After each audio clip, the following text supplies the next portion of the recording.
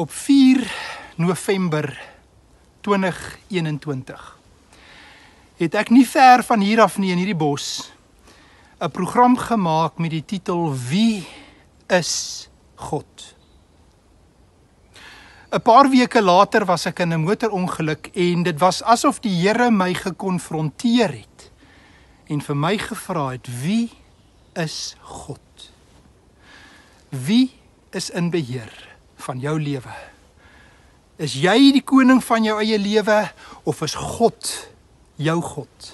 Wie is soewerein?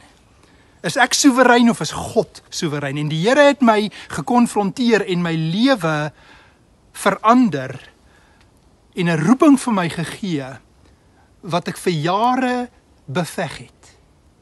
Ek het amper soos Jona weggehardloop en die Here het 'n storm gestuur. En in daai ongeluk het die Here in sy genade my gekonfronteer en my afgod God vervang, glo ek, met die ware God van die woord van God. En dis 'n paar jaar gelede en ons is vir 'n paar dae hier met familie en een van ons kinders studeer oorsee en ons het vinnig kom kuier en die Here sit dit al lank op my hart dat ons 'n reeks moet doen oor wie is God, om in meer diepte, bietjie meer vleis om die been te sit, die woord van God sistematies te gaan kyk, wat sê God van God self en God se openbaring. En dis my voorreg om jou as Afrikaanse Christen uit te nooi om die volgende klompie maande by ons aan te sluit en deel te neem aan hierdie reeks waar ons wil dieper gaan. En as die Here wil, gaan ons mekaar se hande vat en met mekaar 'n pad stap om te gaan hoor en luister wat sê God van God self in sy woord. En ek wil vinnig vir jou noem die 5 groot temas of navorsingsstukke oor wie God is, om jou net vinnig daaraan bekend te stel, en dan gaan ek 'n paar tekste uit die woord vandag met jou en my deel, en wil ek met jou 'n ooreenkoms aangaan vir hierdie reeks. So kom ek noem gou vir jou hierdie 5 belangrike temas oor God, wat ons in die volgende maande met mekaar gaan bespreek. Die eerste besprekingspunt is, hoe weet ons God bestaan? Die hele gesprek en debat oor al die eeue oor, hoe weet ons God bestaan? Dis nommer 1. Nommer 2, die drie-eenheid, die Vader, die Seun en die Heilige Gees. Hoe werk die Triniteit? 3 persone, 1 wese. Nommer 3, die kennis van God. Hoe ken ons God in die natuur en in die skrif? En ons gaan praat oor hoe moet ons dit verstaan? Die kennis van God. Nommer 4 gaan ons kyk, wat leer die skrif oor die name van God? Yahweh, Elohim, El Shaddai, Adonai. Ons gaan na daai woorde kyk, hoe God geopenbaar is in die skrif.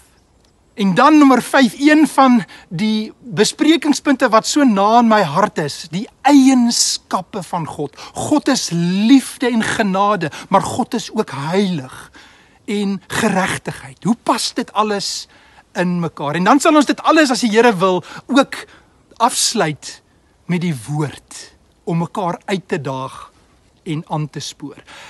Ek wil nou 'n paar tekste met jou deel, en ek wil nou reeds met jou 'n ooreenkoms aangaan. En nommer 1 wil ek met jou en met myself 'n ooreenkoms aangaan, dat ons gaan nou besluit, dat ons al ons denke oor God, hoe ek groot geword het, hoe ek oor God voel, hoe ek oor hom dink, dat ons dit alles onder die gesag van die woord van God gaan plaas. En as ons by 'n kenmerk van God gaan kom wat vir ons moeilik is, gaan ons sê, ek buig onder wat die woord van God oor God sê. Dat ons rasionele denke ondergeskik aan die openbaring van God gaan bring. En daarom wil ek vir ons so 'n paar tekste lees oor die gesag en inspirasie van die woord. Ons verstaan van God gaan alles onder die gesag en inspirasie van die woord van God wees. Kom ek lees vir ons die bekende verse. En terwyl ek dit lees, dink aan jou verstaan van God. En plaas dit ondergeskik aan hierdie verstaan van die woord. 2 Timoteus 3, Paulus praat met Timoteus, 'n jong dominee. En hy sê vir hom, die hele skrif is deur God geïnspireer.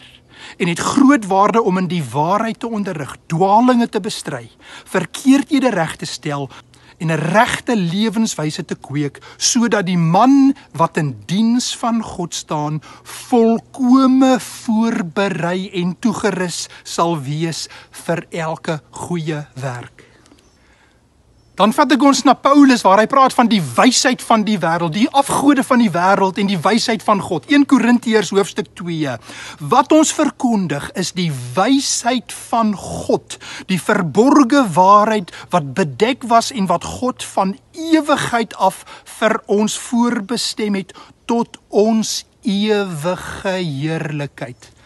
Dan onthou julle vir Petrus, hy skryf in 2 Petrus, net voordat hy ook sterf vir die evangelie, oor die inspirasie van die skrif. Hoor wat sê hy, veral moet julle weet, geen profesie in die skrif kan op grond van eie insig reg uitgelê word nie, want geen profesie is ooit deur die wil van 'n mens voortgebring nie, nee, deur die Heilige Gees meegevoer, het mense die woord van God kom verkondig. Vriende, ek sluit af met 2 gedeeltes, die een Paulus en die filosowe, Handelinge 17, die Areopagus, die filosowe, die Epikureërs, die Stoïsyne, die mense wat hulle eie gode het, en daar kom hy en praat van wat? Die onbekende God. En hy praat met hulle oor die God wat hulle vereer, maar hulle ken hom nie. En wat sê hy vir hulle? Hy sê, God het die tye van onkunde oorgesien, maar nou roep hy al die mense oral op om hulle te bekeer, want hy het 'n dag bepaal waarop hy regverdig oor die wêreld gaan oordeel deur 'n man wat hy uitgekies het. En as bewys daarvan vir almal het hy hom uit die dood laat opstaan. En wat gebeur toe? Toe lag hulle vir hom. Vriende, laaste vers van Paulus, Romeine, hoofstuk 11, oor God. Hoe diepte van die rykdom en wysheid en kennis van God, hoe ondeurgrondelik is sy oordeele, hoe onnaspeurlik sy weë. Wie ken die bedoeling van die Here? Wie gee hom raad? Vriende, wie gee vir God raad? Wie bewys hom 'n guns, sodat hy verplig is om iets terug te doen? Uit hom, en deur hom, en tot hom is alle dinge. Aan hom behoort die heerlikheid tot in ewigheid. Amen. Here, ons buig voor die kruis by Golgotha. Ons vra U om genade, om ons harte en ons verstande oop te maak, om U woord in die volgende maande toe te laat om ons verstaan en ons prentjies van God te verander om gelykvormig te word aan wie God waarlik in sy woord is. Here, ons buig voor U. Dankie dat U nog nie klaar is met U werk nie en dat U ook hier in Suid-Afrika U kerk wil bou. Here, ons eer U, ons buig voor U, ons aanbid U. In die naam van die Vader en die Seun en die Heilige Gees. Amen.